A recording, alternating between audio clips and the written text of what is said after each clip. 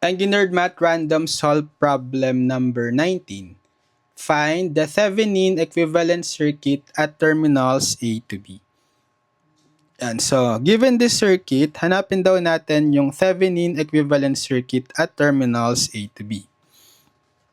So, hahanapin natin yung RTH or Thevenin equivalent resistance and VTH or Thevenin voltage, that's the open voltage across terminal AB. So to find RTH,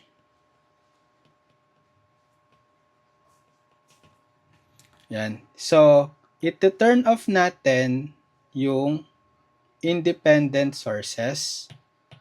So, copy ko yung circuit. So, ang independent source natin is itong 10 volt source, right? Ito-turn off natin siya. So, di-delete ko siya. Pag tinurn off yung voltage source, issue-short. Yan. Pero in case current source yung given, para ma-turn off naman yon, i-open. Yan, so shinort ko na yung voltage source. And then, next step is hahanapin na natin yung equivalent resistance, that's the RTH, dun sa given terminal AB. So, ano ba yung naging resulting natin? Circuit. So, magiging RTH will be etong 1 ohm naka-series kay 5 ohm na naka-parallel kay 6 ohm and etong parallel combination naka-series kay 4 at 7 ohm. So therefore, RTH will be, add muna natin tong series na 1 ohm at 5 ohm. Tapos naka-parallel sila kay 6 ohm. And then naka-series na sa dalawang resistor 4 and 7 ohm. So add lang din natin. So 1 plus 5 is 6, parallel with 6, plus add ko na tong 4 plus 7, 11. So kapag dalawang parallel resistor na equal yung value, di ba para silang 6, so kung ano yung value nila na common, 6, di-divide mo lang sa 2 kasi dalawa sila. So 6 divided by 2 is 3 plus 11.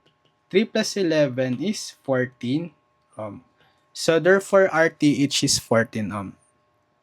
And then next nating hanapin yung VTH naman. So for VTH, so copy ko lang tong circuit. And babalik na tayo sa original circuit.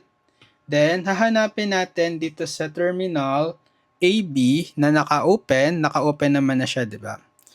Yung VTH. Yan. So paano mahanap si VTH? Notice dito sa loop na to, di ba open to, yung terminal AB. Walang dadaloy na current sa loop na to. So, etong 4 ohm tsaka si 7 ohm is floating na lang sila.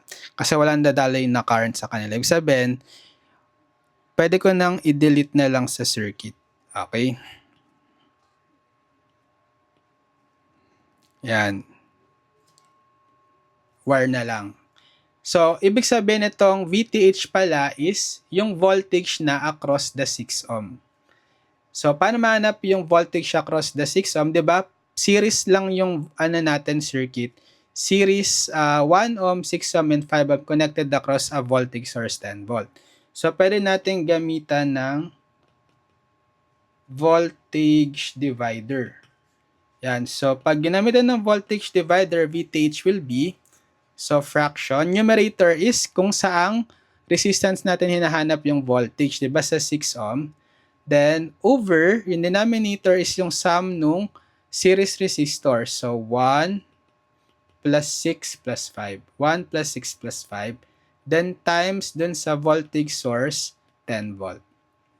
So, 6 over 1 plus 6 plus 5 is 12 times 10 volt or kalahati ito, diba? 6 over 12 is 1 half times 10 volt. 1 half ng 10 volts is 5 volts.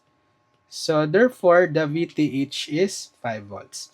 Yan. So, pwede na nating i-drawing yung Thevenin equivalent circuit. So, voltage source lang yon na nakaseries sa resistor. Okay, yung voltage source siya yung VTH equal to 5 volts Tapos yung series resistor, siya yung RTH na equal sa 14 ohm. Tapos itong dulo is yung same terminal na AB. And so ito yung Thevenin equivalent circuit.